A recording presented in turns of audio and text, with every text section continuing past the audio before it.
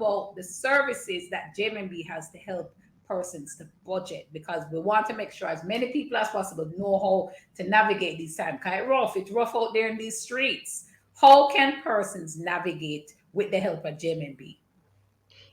Whenever we think about budgeting, we think about saving money. And we also think about, and when I say saving money, we're talking about reducing our expenditure. And we're also thinking about making sure that the money goes where it's supposed to go. So when we think about it that way, we have a wonderful solution called the Easy Access account. Now, with most savings accounts, you get a little bit of interest because remember that the money is really put down for um, either emergency purposes or it really is used to pay bills.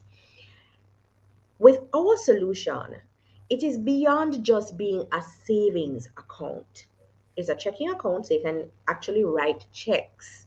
But with most checking accounts, you don't earn interest. You earn interest with us. So that's number one. Number two, we don't have a whole heap of nuisance fees. So we believe in fair fees at JMMB. So therefore, pretty much the only fee that you're really paying for with this particular account is if you're going to be going to the ATM. Apart from that, you don't really have things like dormancy fees and all of those kinds of things to eat out your money, right? If you're not using the account for a little while, or just other nuisance fees that end up taking out all that you have been trying to accumulate. Also, when it comes on to not just now saving you on the fees, but helping you to channel your money where you want the money to go. Here's the best thing about this. So imagine you go and you're using your debit card, it's a Visa debit card, and you're using it at a point of sale.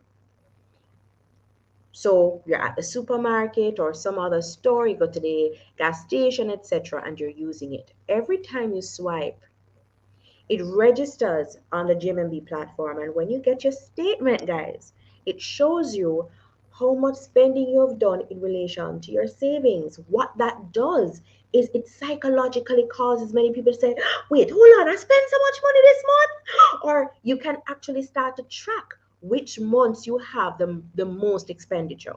So let us say, for example, you realize that December is a heavy month and you look over your history and you realize that December is always a heavy month for you and maybe April is another heavy month for you in terms of expenditure, it then helps you to say, all right, which months do I now need to cut back on in order to make sure that I still am able to put away the amount of money that I have determined that I really need to put away.